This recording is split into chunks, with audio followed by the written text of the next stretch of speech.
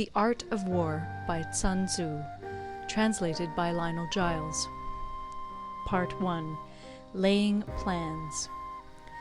Sun Tzu said, "The art of war is of vital importance to the state.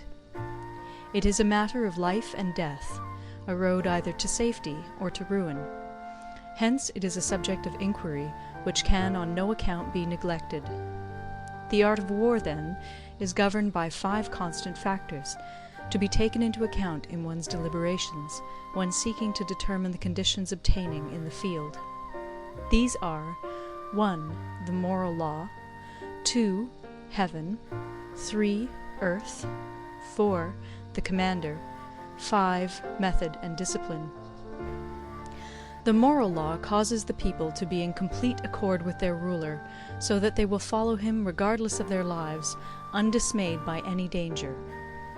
Heaven signifies night and day, cold and heat, times and seasons. Earth comprises distances, great and small, danger and security, open ground and narrow passes, the chances of life and death.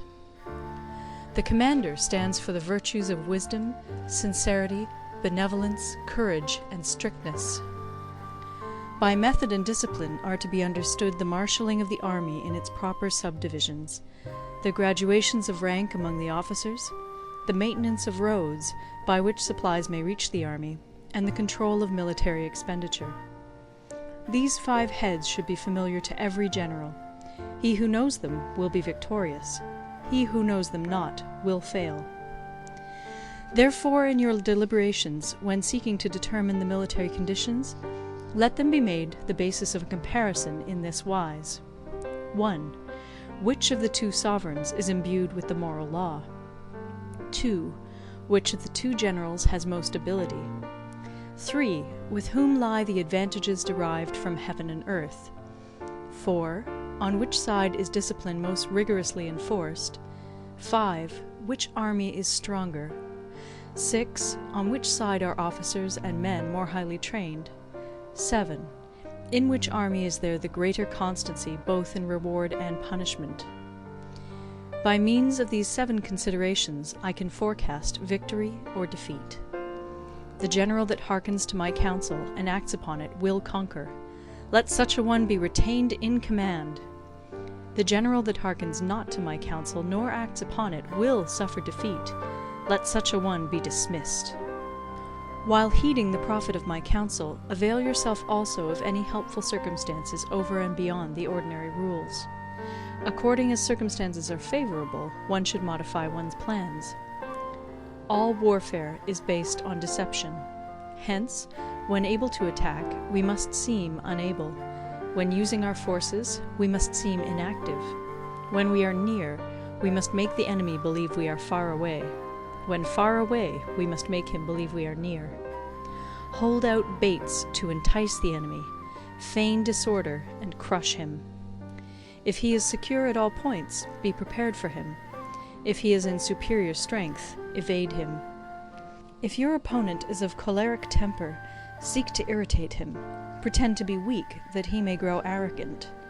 If he is taking his ease, give him no rest. If his forces are united, separate them. Attack him where he is unprepared.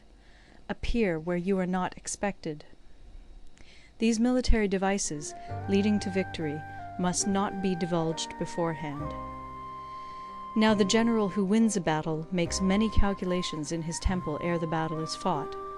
The general who loses a battle makes but few calculations beforehand. Thus do many calculations lead to victory, and few calculations to defeat. How much more no calculation at all? It is by attention to this point that I can foresee who is likely to win or lose. End of Part 1. Part 2. Waging War. Sun Tzu said, "In the operations of war, where there are in the field 1,000 swift chariots, as many heavy chariots, and 100,000 mail-clad soldiers, with provisions enough to carry them 1,000 li, the expenditure at home and at the front, including entertainment of guests, small items such as glue and paint, and sums spent on chariots and armour, will reach the total of 1,000 ounces of silver per day. Such is the cost of raising an army of 100,000 men.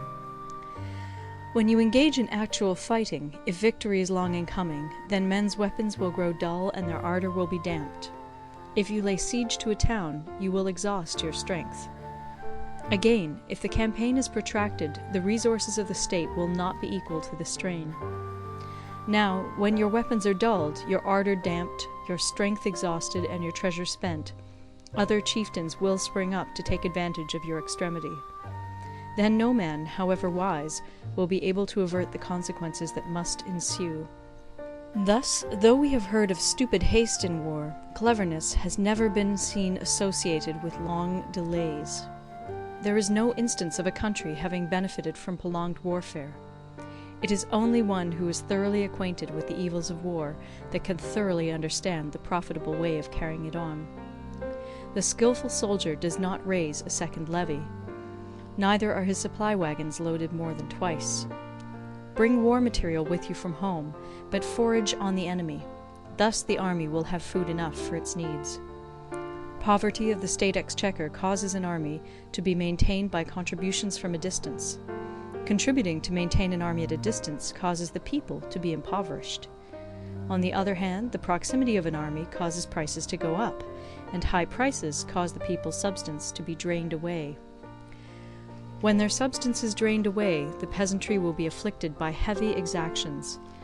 With this loss of substance and exhaustion of strength, the homes of the people will be stripped bare, and 3/10 of their income will be dissipated, while government expenses for broken chariots, worn-out horses, breastplates and helmets, bows and arrows, spears and shields, protective mantles, draft oxen, and heavy wagons will amount to 4/10 of its total revenue. Hence, a wise general makes a point of foraging on the enemy. 1 cartload of the enemy's provisions is equivalent to 20 of one's own, and likewise a single picul of his provender is equivalent to 20 from one's own store. Now, in order to kill the enemy, our men must be roused to anger. That there may be advantage from defeating the enemy, they must have their rewards. Therefore, in chariot fighting, when 10 or more chariots have been taken, those should be rewarded who took the first. Our own flags should be substituted for those of the enemy, and their chariots mingled and used in conjunction with ours. The captured soldiers should be kindly treated and kept. This is called using the conquered foe to augment one's own strength. In war, then, let your great object be victory, not lengthy campaigns. Thus it may be known that the leader of armies is the arbiter of the people's fate, the man on whom it depends whether the nation shall be in peace or in peril. End of Part 2. Recorded in Toronto, Ontario by Moira Fogarty, October 2006.